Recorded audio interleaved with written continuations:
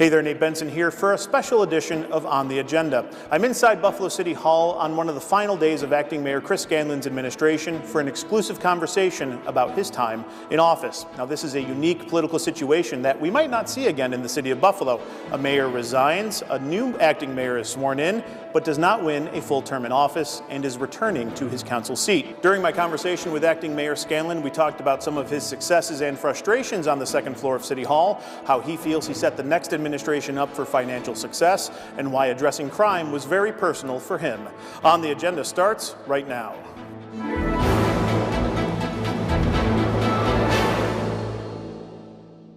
Mayor Scanlon, here we are, the end of the year. We spent last end of the year together. We're here on New Year's Eve together, yeah. We'll get to that story. But here you are, wrapping things up. Yeah. You know, chief executive of the second biggest city. How did you spend your Christmas Eve? How late were you up wrapping presents? We had a fantastic Christmas Eve. Family in town, family staying with us, and my wife and I host Christmas Eve for both sides of the family, so it was a great Christmas Eve, fantastic Christmas with the kids and family, and looking forward to New Year's. Let's go back to January 2024. Yeah. Council reorg, you were named council president. Yeah. Did you have any inclination at that point that Byron Brown was going to be stepping down that year? Well, certainly in Mayor Brown's last term, there was a lot of discussion about whether he would fulfill the full term or not. So when talking about becoming council president and talking to my colleagues on the council about that, I'm sure that was in everyone's mind, in the back of their mind.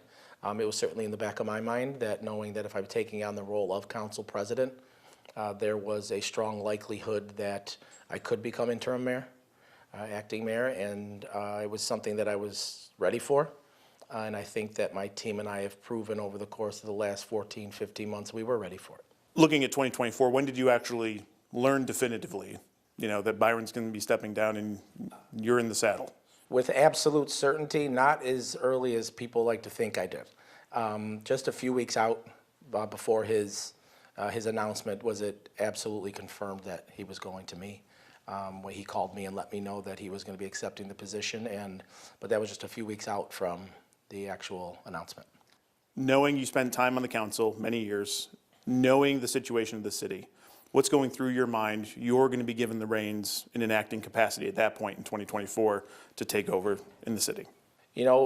Based on the fact that I was in the council for 12 years and had a very good working knowledge of the building, I felt very confident about mine and my team's ability to hit the ground running on day one. And thankfully we were prepared to do that, because right after landing in office, there was a number of financial issues that arose, and thankfully we had a team in place that could address them. Again, your time on the council, you knew, I think broad stroke, the finances of the city were not good. Yeah. You get behind this desk in this office, you kind of really get a better understanding. Is that safe to assume that you learn where the skeletons are, so to speak? For sure. Listen, for the 12 years I was on the council, kind of prided myself on the fact that I knew what was going on in this building. I was here every day, working every day. This is all I did. I gave 100% of myself to the council office and that responsibility. And in particular, the finances of the city of Buffalo and the budget. I prided myself on knowing the budget inside and out. And despite that, you land on the second floor and you get to peek behind the curtain and you find out what the reality of the situation is, for sure. Was it much worse than you thought it was? Absolutely. I heard people talking, the city has a $20 million deficit. I believed it was somewhere around 45 coming down here, but shortly thereafter learned it was probably somewhere closer to 70, 75. Was there a conversation between you and Byron after you were sworn in? Thanks a lot, Byron. Appreciate that. No, that's first, that's not how I conduct myself, but secondly, it's that wouldn't have done me any good. All my attention, all my focus was on rectifying the situation. And whether it was the operational budget here or our American Rescue Plan, in very short order after arriving on the second floor, we had to deal with those very serious situations. And I believe that the team addressed them in a fantastic manner.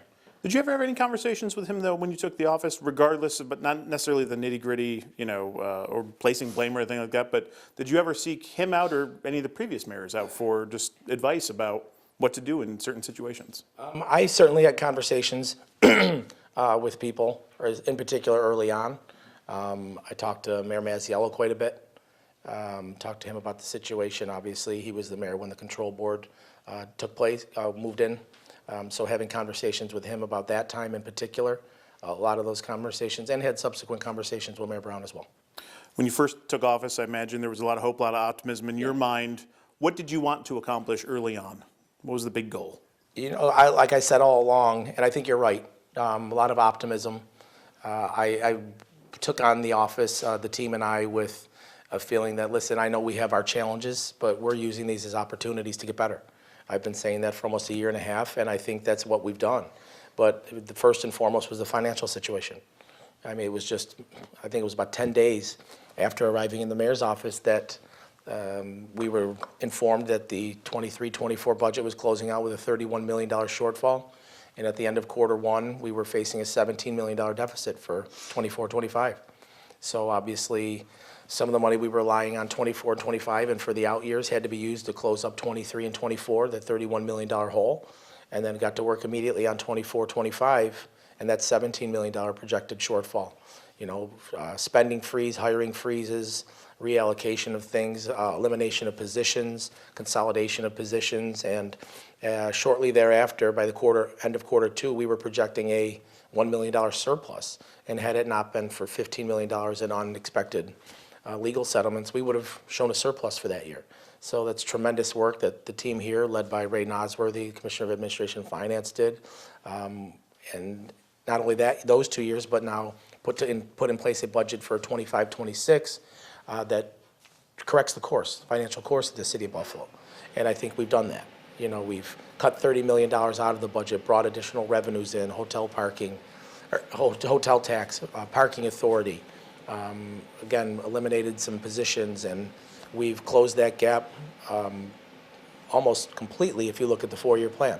There'll have to be some tinkering with that 4-year plan by the new administration, but we have absolutely recharted the financial course of the city of Buffalo, and I think in the next year or two, we will be on absolute solid footing. Last December and January, there were some high-profile changes with commissioners. Yeah. Why was it important for you to bring in different people rather than maybe stay the course with the people the previous administration used? Yeah, I think sometimes philosophies are different, right? And I had conversations with those commissioners about where we wanted to take the city of Buffalo. Our theories, our ideas on how we get there didn't quite match up. And so there was a parting of ways. I think very highly of the people that did not stay on with the administration throughout the entire year and a half.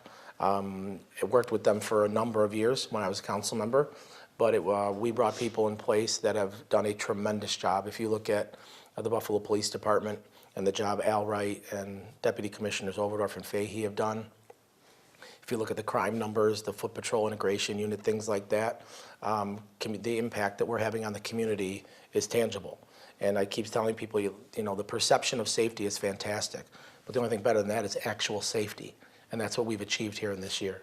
Nadine Marrero and strategic planning has gotten so many things done in a 14-month span that I would put that up against that and what this administration's done in that time, again, against any 12 or 14-month span in the history of this city.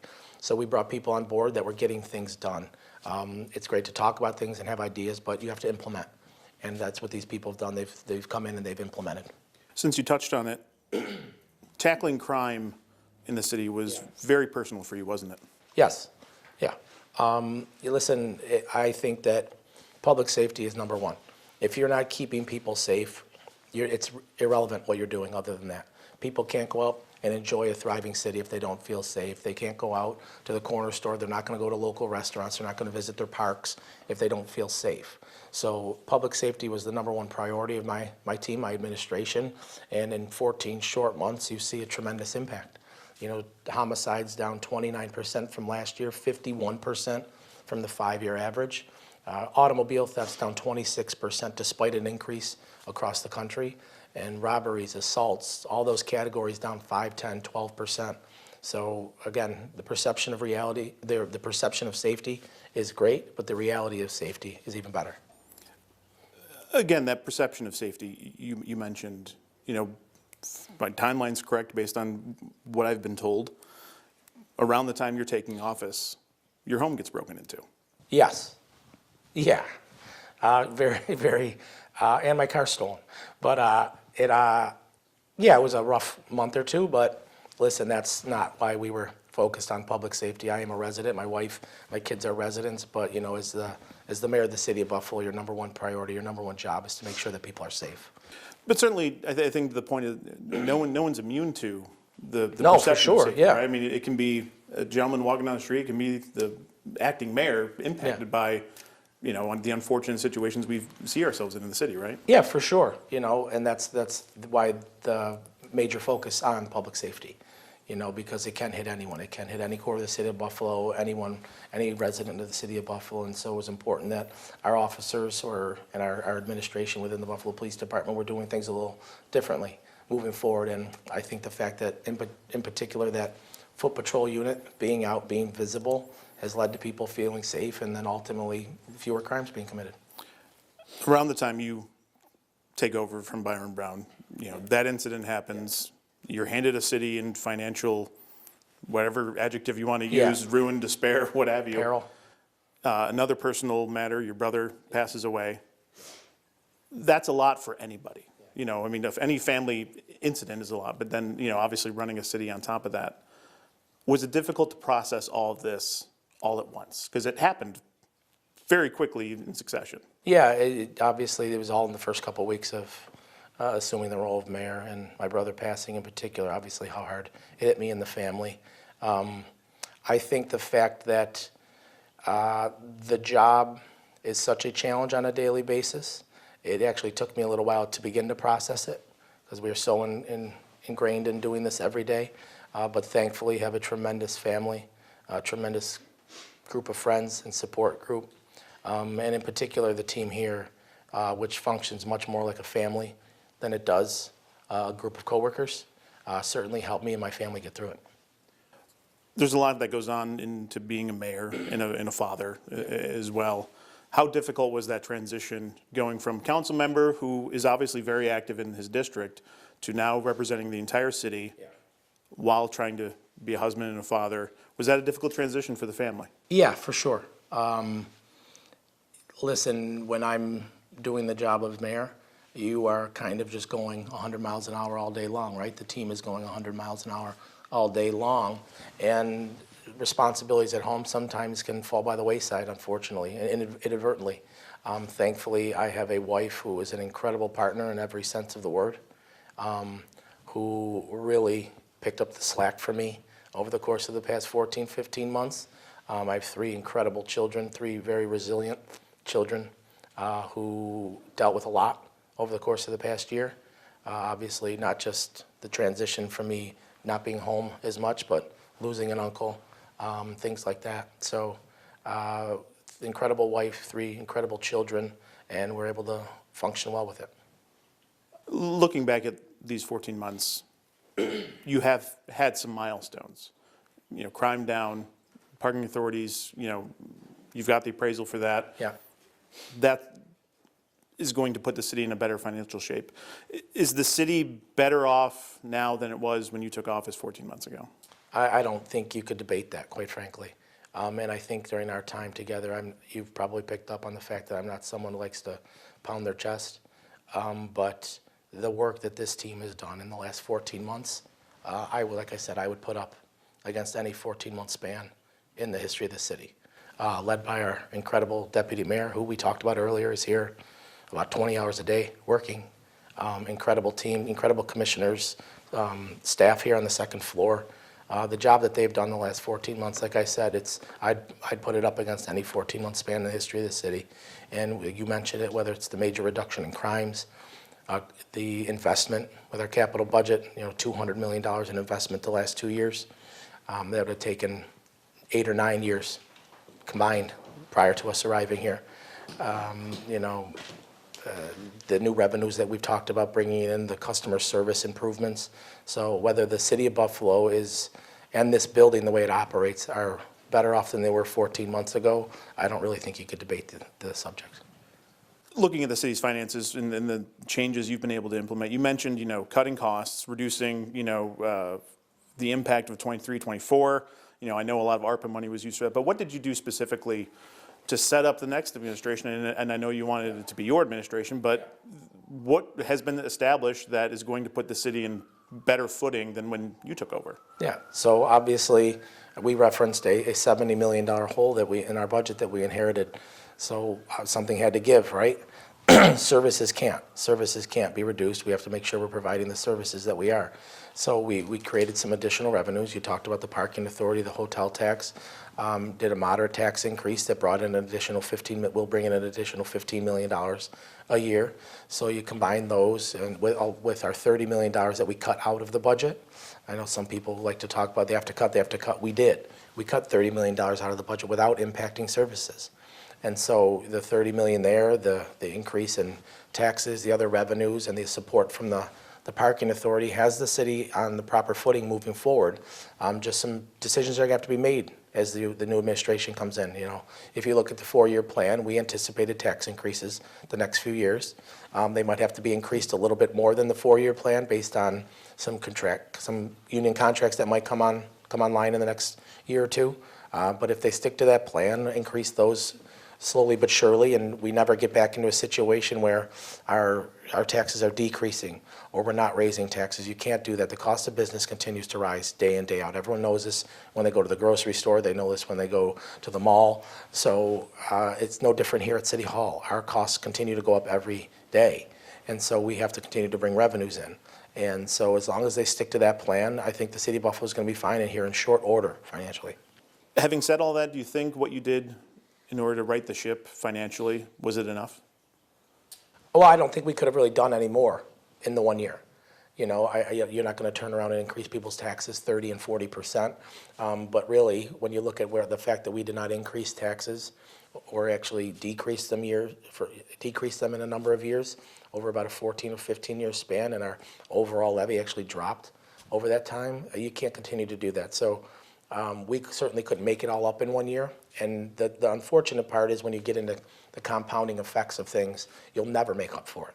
Those decreases or the lack of increases, you never make up for that. If you look at people, the way they invest, the compounding effect of it, it's imperative, and so you're not going to make that up. But in the 1 year, I'm not sure we could have done much more to rectify the situation financially. And, we have a tremendous commissioner of administration and finance who day in, day out came in here, presented us with real numbers, the reality of the situation, and because of that, we were able to make decisions. And listen, a lot of them were difficult, but that's unfortunately that comes with the territory. And we're making the difficult decisions to rectify the city financially, and I do believe that we've set the city on a course to do that and to be fiscally solvent. And as long as the incoming administration sticks to the 4-year plan, obviously they're going to want to do some things of their own, but as long as they continue with this slow but steady increase in revenues, we'll be okay. The City of Buffalo doesn't have a spending problem. We have a revenue problem, and we've started to rectify that, and I hope the new administration continues to do so. You mentioned difficult decisions, and you and I have talked in the past. It seems like there's just fires every day that this office is having to put out. What was the most difficult day of your administration? We're going to have to come back to that one. I'll think about it. Yeah, I'll think about that. Looking again, you mentioned real numbers regarding the finances. It's no secret. The council, this floor, and the controller's office have not been seeing eye to eye. Yeah. You wanted to try something ambitious with the capital budget. That office felt differently. Was that a major frustration during your administration because you wanted to change the status quo, so to speak, of the way business had operated? You wanted to invest in the city, and one person stopped that. Yeah, it's extremely frustrating, right? The city of Buffalo cannot continue to operate on a capital budget in the 20s of millions of dollars. It's not realistic. The responsibilities we have when it comes to infrastructure, maintenance of buildings, support for our culture institutions, things like that, we cannot operate on a $28 million capital budget. If you look at the cities of comparable size, you'd be shocked at the size of their capital budgets compared to ours. So we cannot continue to do that. But we got creative And we didn't just go out and say, let's borrow $100 million and have to pay it back. We got very creative with being able to front some money to leverage state and federal dollars that would be reimbursed. So while it looks at like a $110 million capital budget, $82 million of it was going to be reimbursed. And so it's extremely frustrating that one person would stand in the way of that type of progress. And moving forward to the next year, we put together a $95 million capital budget. Again, a large portion of it, $60 million of it almost, it will be reimbursed. It's a new creative way of doing business, and I think unfortunately, and I've seen this for too many times over the course of my time in City Hall, that people are just so stuck with doing things the way they have, and it's frustrating to hear, well, this is the way we've always done it. Well, it wasn't working. And so the fact that we just got a little creative and started to bring in new money, different money to improve the situation here in the city of Buffalo, and one person standing in the way of it, it was certainly frustrating from my standpoint. And I think if you talk to council members, it's frustrating from their standpoint as well. The comptroller, in her efforts to stop this, she didn't usurp any of my authority. I presented a capital budget, the council approved it. She usurped the council's authority. The council authorizes spending in the city of Buffalo. The comptroller does not. The comptroller advises. And so I think they're just as frustrated. But hopefully this will be rectified in the next couple of months, hopefully in February in the courts. And then I would encourage the new administration to continue to borrow along these lines when it's not impacting our bottom line very much each year. Because we've now missed out on a full year of construction, and we're going to be lagging behind now where we already were lagging behind because of how small the capital budget was. So we're even further behind now. We're going to have to make it up quickly, but I encourage them to continue to invest. The parking authority was another creative tool that you thought of, and there was some criticism there. Why would you get rid of assets, things like that? But the appraisal just came back over $40 million, which, related to a residential home. It never sells at the appraised price. Is that another way that you've set up the next administration for success financially? Because you could be getting $60, $70, $80 million for these ramps. Yeah, I don't know what the sale price will be, but that was also very frustrating. We tried to get creative, and people would talk about, why would you give away these assets? Financially, they were more of a liability than an asset, considering their current state. The maintenance costs associated with them. But so we got creative and said, you know what, we could extract a lot of revenue out of these up front through the sale of them, while also retaining our yearly revenue from them. And structured and came up with the idea and the legislation and I have to thank Assembly Majority Leader Crystal Peoples-Stokes, who championed this in the New York State Legislature despite strong opposition from some others. And she got this across the finish line for us. I joked with her that we were going to name one of the parking ramps after her, but she was a tremendous friend and tremendous partner in those efforts. And here we are with an appraisal. We booked $40 million for it. The appraisal came in just shy of $47 million, and could lead to an even larger amount of revenue once they're sold. You've got executive authority. You can just name it after her without. I don't much think she fanfare. liked the idea of a parking ramp. Never know. Yeah. But and you spoke of opposition. I mean, there was opposition, slight opposition to that, and the hotel tax by the incoming administration, and they'll reap the benefits of it, won't they? Yeah, and I think that, listen, we're in the middle of a campaign and politics are at play, and that's fine, but I hope that the politics are left at the door on January 1st, and that the new administration utilizes the tools that we've put in the toolbox for them, because they're very valuable, a lot of revenue coming into the city of Buffalo, and like I said, I hope they leave the politics at the door with regard to those revenues. This time last year, we were talking about the water authority, auditing them, $11 million, a year's gone by, we still haven't gotten much clarity of what actually happened there. Have you been able to get that figured out, or is that kind of died on the vine at this point? I think at the end of the day, it was the water board just moving money around to do what they thought they should do with it. But the problem was that it's not what the council authorized it for. Right, there was $11 million that was supposed to go to an arrears program they utilized for capital projects. So we had to move money around and report it differently to the federal government. But I can tell you, since those days where we were discussing these things, and those what I would categorize as not misallocation, but just, misuse, and they shouldn't have been doing what they should have been with it. Are the changes we made to that board, the people that we've put on that board, along with the Sewer Authority Board, have now rectified the way those boards operate. There's much more transparency, there's much more accountability, much more communication with this office and other offices they need to be communicating with. And, one of the issues we've had all along is, collection. And people are not collecting, these authorities, our different departments are not collecting money at the rate they need to be. We provide a service, but someone has to pay for it, right? That's the social contract is, you give us the taxes or pay for the fee and we will provide the service. And for too many years, the city of Buffalo was not collecting fees and taxes and things like that. And we have put in programs with Treasury and other departments, MIS, tax and assessment, to make sure that we are now collecting money. And I think that, again, this new administration will reap the benefits of that these programs will now bring additional revenue into the city of Buffalo. And that's all something you didn't have the luxury of because it wasn't being done. Correct. For far too many years, it almost functioned, the city of Buffalo in certain areas functioned as a charitable enterprise. And you can't operate like that. You don't have the money to operate like that. We don't have that type of revenue. If a service is being provided, someone has to pay for it. So we have to go out and collect. Looking at some of those marquee properties that have long sat dormant, last February, we talked again about Cobblestone, the eminent domain. You wanted to move quicker with that. It still hasn't gotten to where it needs to in the courts. Buffalo Grand, AM&As. Was that a frustration for you, having some of these marquee properties? You wanted to maybe be more aggressive in trying to obtain them through the various tools that you have the luxury of, but either by happenstance at Corporation Council or just circumstance, you weren't able to move fast enough with that. Yeah, it was frustrating for years that these properties sat in the condition that they were.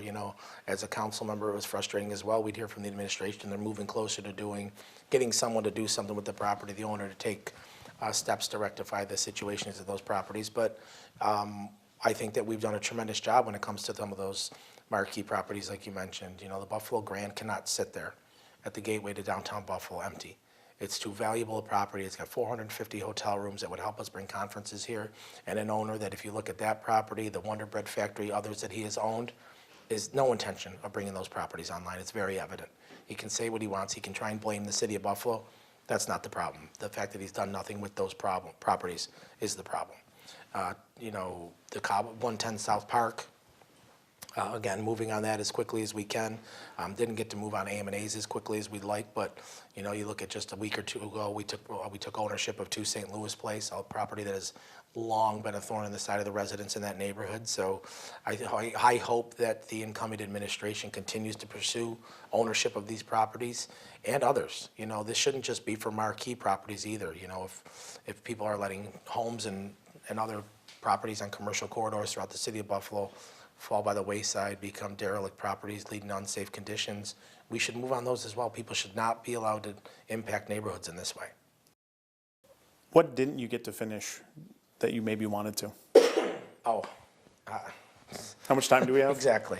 And that's the thing. Like, we've talked about this in the past, that, every day there's something that pops up, multiple things that pop up. So I don't think the job's ever done, right? So it's tough looking at 1 or 2 things that we weren't able to accomplish, because I think that we've been extremely successful as a team. The major things that we set out to do, crime reduction, public safety, investment through the capital budget, customer service through things like the Homestead Plan, all while facing a lot of constraints, a lot of problems, whether it be the financial ones we were faced with. We've got, people in Washington, the president, cutting programs that impact our end users on a daily basis. I can tell you that shortly after arriving in the mayor's office, they started to cut programs, and we had to shuffle and move people around very quickly one day to make sure that we didn't cut these programs. These programs weren't ended. And, you know, it was tremendous cooperation from the Buffalo Urban Renewal Agency and their board, the Buffalo Common Council members coming in to have special meetings of both of those bodies to make sure that the president wasn't cutting our CDBG programs and impacting our end users, right? Some people at first say, oh, they're cutting that funding to the city of Buffalo. Well, what's the problem? But the problem is the end user. And the people who benefit from those programs, in particular the block grant funding, are our most vulnerable residents, our most vulnerable end users. And so it was incredible to see everyone coming together and cooperating to get those programs secured and make sure they stayed in place. At this point in the interview, Mayor Scanlon and I decided to take a little bit of a walk around the office and the hallways of City Hall, and it always seems like someone's got their eye on you. Did it sit heavy on you having all these portraits of every mayor before you? Yeah. Look at you as you walk into this office every day? Yeah, it's certainly the first couple weeks, for sure. You know, the gravity of it and just how important the role is here in the city that I grew up in, obviously. Very familiar with a couple of my predecessors, but it was certainly an honor to work in this office for the last 14 months, for sure. You know, certainly you wanted this to continue, is what it is with the election, of course. Yeah. But has the unique nature of the situation now set in at all? A mayor resigns, you take over, and someone else is moving on into that space, and here's your 14 months. Yeah. We might never see anything like that again, barring some unforeseen circumstance. I mean, it's a very unique situation. Very. I don't think it's happened in more than a half a century. And obviously, like we talked about earlier, when I was appointed voted council president, elected council president by my colleagues, knew it was a possibility, not a certainty, but in short order it became clear that there was going to be this transition to me as acting mayor, and started to actually looked into the situation and realized just how unique it was. And now certainly we've had what I believe is a tremendous 14 months and setting up the new administration and the city for success. So while I'm certainly disappointed with the results of last June's primary and not continuing on as mayor, these 14 months are something I'll always be proud of. Looking at, you know, kind of the way things stand now, besides the laughs, I guess going back to the difficulty of this job, you know, what were some of those really difficult decisions made here with your team in this office? You know, obviously we talked about the financial situation. When you start cutting things, you have to worry about how it's going to impact people. Thankfully, we were able to avoid laying people off. That was something I was very adamant about. Let's see what we can cut before we ever get to a live body. It's something I talked about during my time on the council. I felt there were other areas where we could cut long before we started sending people home and impacting their families. Thankfully, we were able to do that.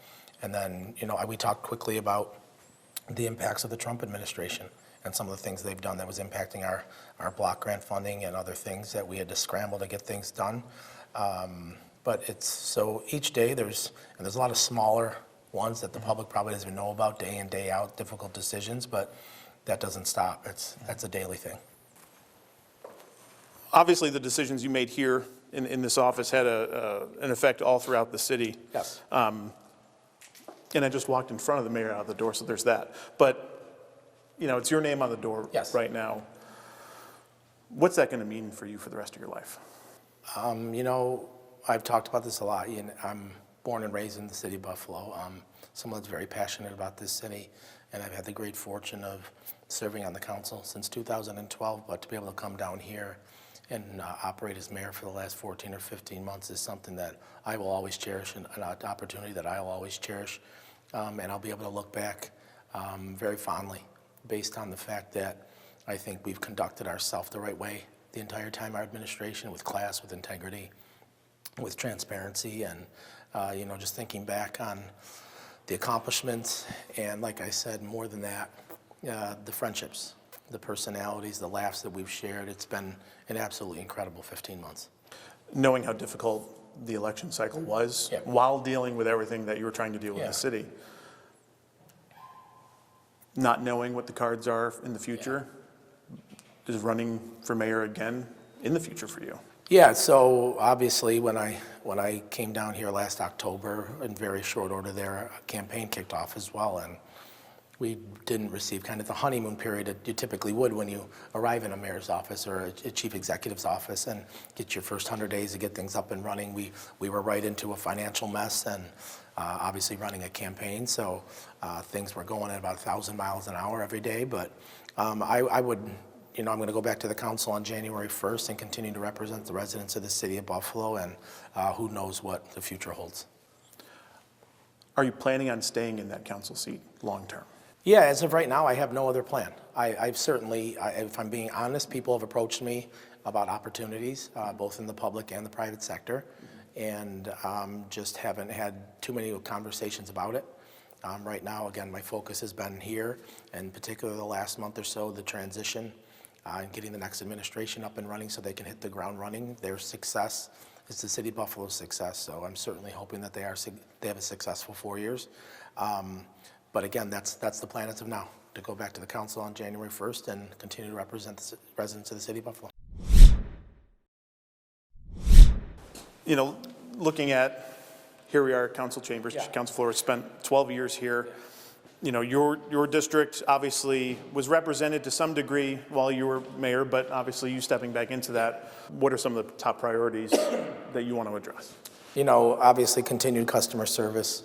The constituent services has always been a top priority of mine. There's certainly some infrastructure projects we've got to try and get across the finish line in the district. Continued investment in our parks and our commercial corridors. But also I think now, having peeked behind the curtain down on the second floor, it's probably imperative that I am very vocal about things citywide. I have a unique perspective, as we talked about the unique situation of me going down as acting mayor for 14 or 15 months and then returning back to the council. I'm not sure if that's ever happened, someone going back to the council. So it's certainly a unique situation, and the wealth of knowledge that I've picked up down on the second floor will certainly help myself and my fellow council members, who I can inform of some of the things I'm now aware of. Now that you're aware of all those things, are you hoping to leverage that knowledge with the new administration? Especially, there was the campaign rhetoric. It was a very tough campaign. Is there any lingering animosity between the two of you? No, I don't. I don't have time to worry about that when you're in these positions. The job is to represent the residents of the city of Buffalo, and like I said, and I think anyone who's been a part of it would agree that this transition has gone very smoothly. I think we've gone above and beyond to make sure that the new administration hits the ground running on day one, and I think that that's going to benefit the residents of the city of Buffalo. The new administration's success is the city's success, and that's what I care about. Outside your district office here, reflecting back on the election, one of the toughest primaries I've certainly covered. We haven't had many primaries, of course, under Byron Brown. Obviously, 21 was a standout. Have you had time to process? Yeah. What would you have done differently in that election, do you think? I'm not sure there's much I would do differently. I think ultimately there was the reality of the situation is there's forces outside of the city of Buffalo that are impacting elections across the country, right? And I think the fact that someone from outside of City Hall was running, and far too often when people hear change or are looking for change, they think it has to come from outside. I don't think that's necessarily the case. I think the fact that I had 12, 13 years of experience gave me the opportunity to initiate more change than anyone in that race. But I think, again, if you look at across New York State, really across the country, what happened in the June primaries, a lot of people to the left winning, a lot of people being painted as Trump supporters, which couldn't be further from the truth. But it's an ugly game.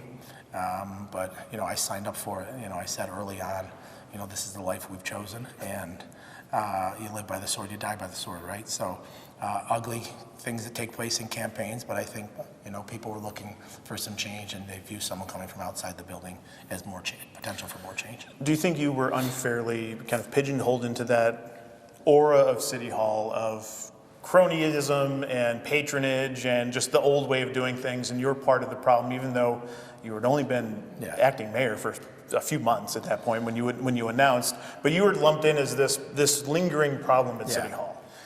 Yeah, I think that comes with the territory of being in the building for as long as I have, you know. And I think that if you looked at those first few months of me as acting mayor, nothing could have been further from the truth. You know, we were making major changes when it comes to department heads and initiating change and changing the way we did the capital budget, rectified the American Rescue Plan. So I think we were anything but the status quo despite being painted that way. But again, it's all part of politics and campaigns, and it's what happens.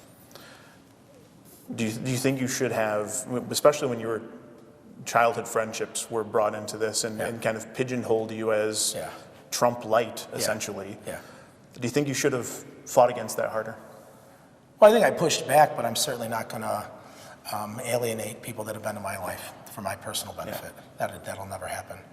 My friends are my friends, and you know, I go to the mats for them any day of the week. So I'm certainly not going to say I'm not friends with someone or have personal relations with someone just to simply benefit myself personally. So I pushed back, saying when it talked about campaign donations, things like that, I felt the need to set the record straight as far as who actually was donating to my campaign, who for years has been actually donating to my campaign, but I would never and will never certainly alienate or push my friends away to benefit myself. Well, I think what I meant was, should you have pushed back against Ryan's claims that, you know, just by having a friend with the last name Palladino makes you Trump Jr., essentially, you know, because that's, I don't think, a fair criticism of just, you know, Buffalo's a small town. We all have friends that we might not have everything we agree with, but that doesn't mean anything, really. Correct. Right?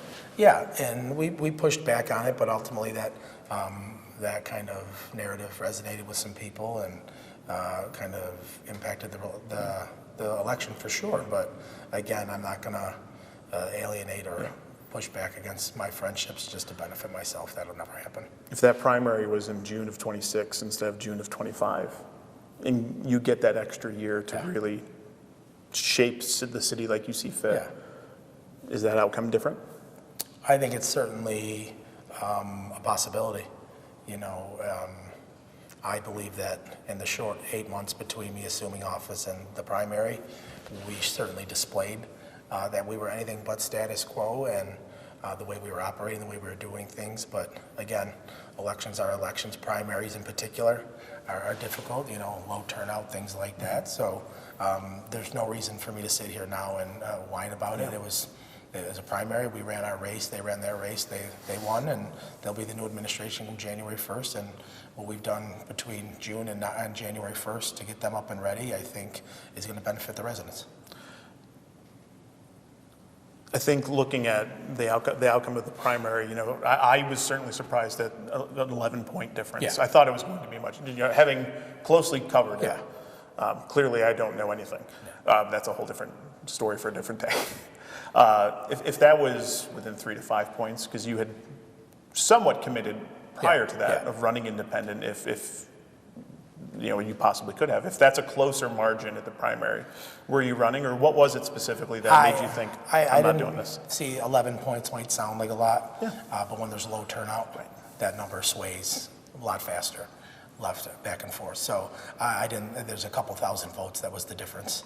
That didn't play a part in me not running in November. You know, as I've talked to a lot of people about, our campaign was probably going to have to be a little more aggressive moving forward. And what I was not willing to do is set people up in our team for failure down the road if we weren't successful in November, and kind of leave them on an island where people might not be willing to work with them or talk with them about positions moving forward. I wasn't willing to do that to the people in our team. Some of them have worked with me for more than a decade, some since day one in the council office. So I was not willing to put my personal aspirations ahead of their personal lives. The work of the city was more important than trying to win a campaign? The work of the city and the relationships that I have, and the love and the admiration I have for the people that I work with on a daily basis carried too much weight for me to try and put my personal aspirations first. You know Western New York politics, you know Buffalo politics probably better than a lot of people in the thick of it. A lot of people think, you know, the plan, right, was, you know, you become council president, you become the mayor when Byron steps down, and you get to run the city for the next however many years. obviously the election threw a wrench in that. Was that the grand vision? Was there a backroom conversation back in 2023? Here's how we're going to lay this all out, because I think there's the specter of politics versus the reality of politics, right? Absolutely. I understand that the way things transpired led people to believe that there was some sort of deal, and a couple years ago, let's set things up this way. That is not the situation. You know, when the term for council president came about, I felt I had a unique experience here, 10 plus years at the time on the council, and ability to lead the council. And I know along with that came certain responsibilities, serving on different boards, things like that. So I felt that my experience in the council set me up for that success, but also knowing the reality of the situation, the possibility of Mayor Brown leaving, it was certainly something I was prepared to take on should it happen, and obviously ultimately did, and think we've had a successful run here.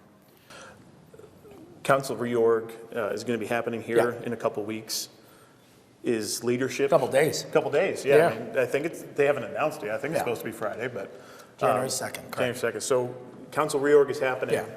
Is leadership possibly on the horizon for you again in council? Or do you want to take a step back? I think it's best that I take a step back. Why? I've informed my colleagues of that. Well, you brought up the campaign, and you brought up the possibility of any lingering animosity. I don't know how the other side feels. I don't think it would be beneficial to the residents of the city of Buffalo if I were the council president or majority leader and going down and negotiating with the incoming administration. If any of those feelings did exist, I think they could probably get in the way. So I think it's better that I take a step back, function as South District Council member, and we let someone else take the reins as council president moving forward. Is there anybody you would support as council president? I have some tremendous colleagues, I really do, and we are having those conversations internally about what that leadership team will look like. That'll come online in a very short order here. Like I said, January 2nd is the reorg meeting, so it has to take place by then. So in the next couple of days, we'll finalize all of that. And although not functioning in a leadership role, will certainly be here to lend my support to that leadership team, again, having the experience that I've had the last 14 months.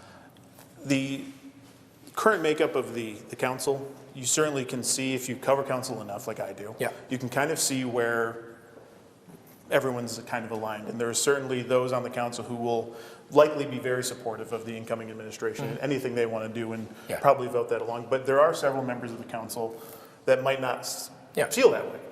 And for the first time in a generation, you might have a council all Democrats, some a little more left, some a little more center, and you might actually have to do a lot more bargaining to get things done. Is that a welcoming opportunity? Yeah, I think so. You know, anytime we're in these chambers and we're deliberating and debating things, good, healthy debate is a good thing, right? And, you know, I think everyone ultimately getting on the same page, pulling in the same direction has to be the goal, but it's a matter of how you get there, right? You can disagree and still be productive, right? It's just a matter of working things out and saying, all right, well, this might not work for my district, but here, let's do this. And it's just a matter of, just gonna be a little more work, that's all. And that's certainly not something that I've ever shied away from. I'm willing to have as many difficult conversations as we need to with our colleagues in the council and with the incoming administration. So going back into council chambers, what are you most excited about? You know, these chambers, it's the people's chambers, right? And this is where our closest proximity to our residents. And this is where you can impact people's lives quickly. That's what I've always said, you know, having this proximity to the general public. The issues they're coming a lot of times, or they're coming to the council offices with, they're quicker fixes, as opposed to things that have to be debated at the state legislature or the federal government. A lot of times these are things we can impact people's lives with in short order. So it's probably the most exciting about it. It's what I've always loved about it. 1 week there can be a resolution, the next week you're voting on it. I mean, things happen quickly, and the impact of that is citywide. Absolutely, and you know, a lot of times people's frustration with government is the red tape and things that hold different issues up. But again, like you mentioned, things can happen here in just a matter of just a few days. You know, one of the things you haven't highlighted, and again, you've been careful not to pound your chest, but you came down to these chambers as mayor and spoke with the council. That hadn't happened Yeah. in my entire news career, Yeah. and I don't think it happened at all during the Brown administration, and I wasn't here prior to him being elected. Why was it important for you to make a presence down here as mayor? You know, I joke with a lot of members of the media a lot that you probably get sick of me hearing me talk about collaboration and partnership, but I think that's key to our success here. We've got to be working together. We've got to be collaborating, again, whether it's public sector partners, private sector partners, nonprofits, whatever it is.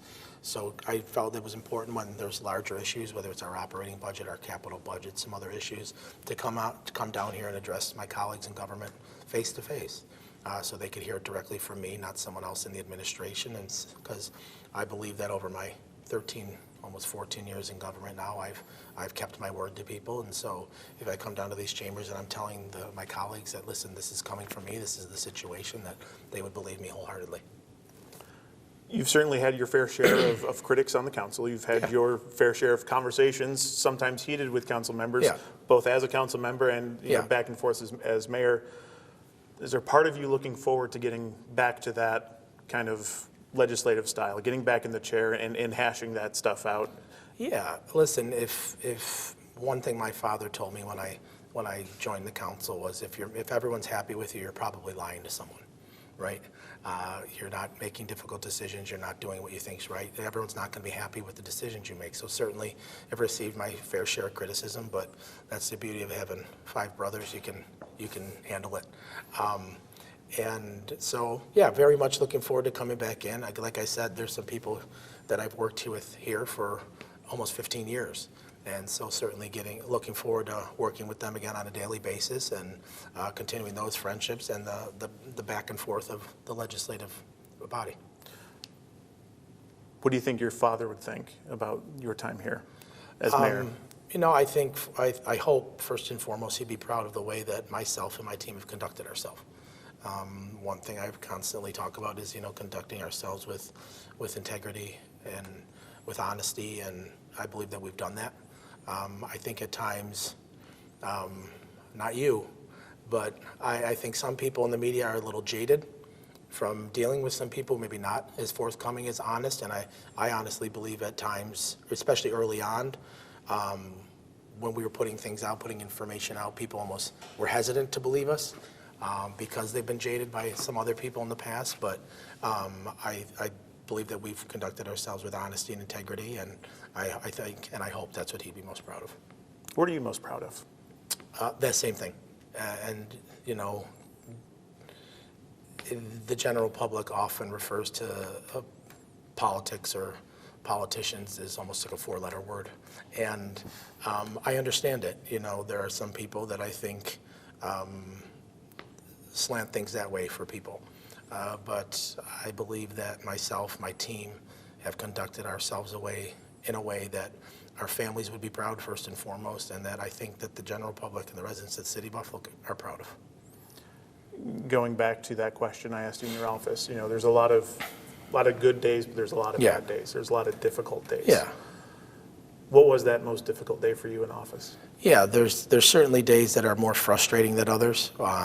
If you're trying to get people to see where you're coming from, why you're trying to do what you're trying to do, and they're not quite getting there, that can be frustrating. But it's certainly the most difficult day of the last 14 months was the passing of my brother, and the months afterwards, and right up to this day, it's very difficult to believe that he's not with us.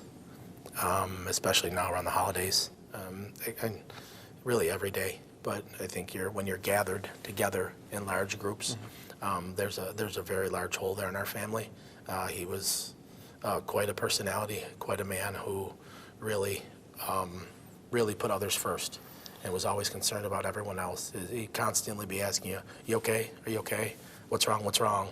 Just really want to make sure that everyone's okay, and really looked after everyone in our family quite a bit. And he's missed more than he would probably know. He's a little bit older than you, but how close was that relationship? Yeah, there's a 16-year gap between my oldest brother and my youngest brother, but it doesn't feel that way. That's for sure. We're a very close knit family. My sister there in the middle of the 6 of us, and very very close family. So that gap doesn't feel like as large as it is. much more close in age, it feels like, especially as we've gotten older.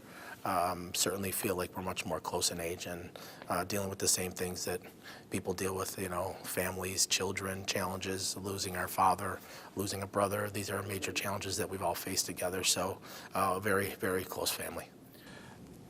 Is there something in particular that you're hoping down the road you can drive by or show your kids who are a little bit older to understand it and say, I did that? Not really.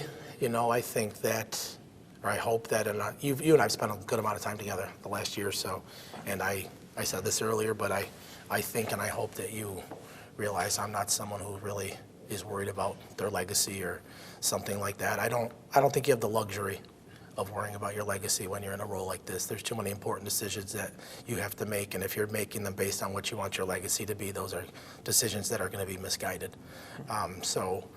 What I'm most proud of and what I'd like to point to my children is that that I've conducted myself in a way that has made my family proud, and that ultimately, not legacy, but I want the same thing that I've kind of always wanted as an adult, that if my name comes up in conversation, there's someone in that group that says, you know what, that's a good man, and that's all I've really ever wanted.